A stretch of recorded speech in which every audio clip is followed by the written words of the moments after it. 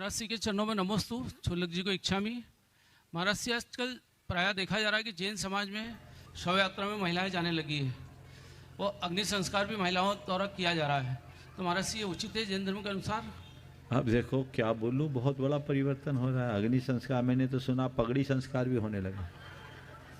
अब मुझे लगता आने वाले दिनों में बल्दियत भी माँ से होने लगे।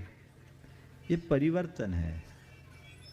देखिए, स्त्री पुरुष को कम आंकना कतई उचित नहीं है, लेकिन परंपराओं को पूरी तरह बदल देना उचित नहीं।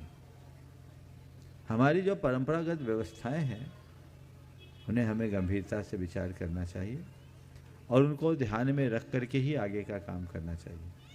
अभी जिस तरह के कार्य होने लगे हैं वो हमारी मूलभूत परंपरा के अनुकूल नहीं।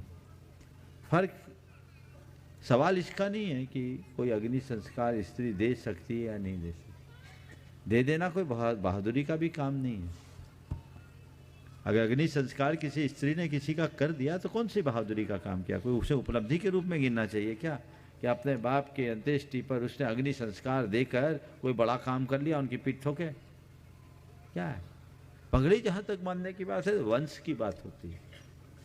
कन्यादान के बाद उसका गोत्र परिवर्तित हो जाता है। वो जिस घर में गई उस घर की वंश वेल बनती। अब उसका गोत्र ही बदल गया तो वो उस वंश की संवाहिका बनी, उस वंश की बेल बनी, तो पगड़ी उस घर का बनना चाहिए। इस घर का कैसे? ये तो परंपरा से खिलवाड़ है। हमारे हजारों साल की जो एक परंपरा है, सांस्कृतिक पहचान है, वो छिन्न भिन्न हो रही। और ये सब पश्चिमी जीवन मूल्यों के अंधानुकरण का कुपरिणाम है। हमारे तथाकथित आधुनिकतावादी लोग ऐसी बातों की अब सराहना भी करने लगे, लेकिन ये कतई प्रश्रय देने के योग्य नहीं है। इसके दूरगामी परिणाम बहुत गंभीर होंगे जिसे लोग आज नहीं समझ पा रहे। ये हमारी पहचान को खोने वाले, खंडित कर देगी। आज वंश परंपरा कैसे, आज वंश वृक्ष पूरा का पूरा देखा जाता था, तो कैसे चलेगा?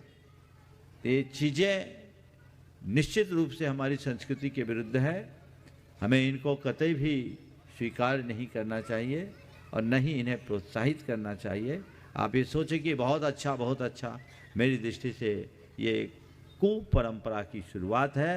इसका परिणाम कतई अच्छा नहीं लगेगा। करें जैसे हमारे यहाँ पहले भी ऐसे बहुत लोग हुए हैं जिनकी बेटियां हुई, बेटा नहीं हुआ, तो कोई व्यवस्था की।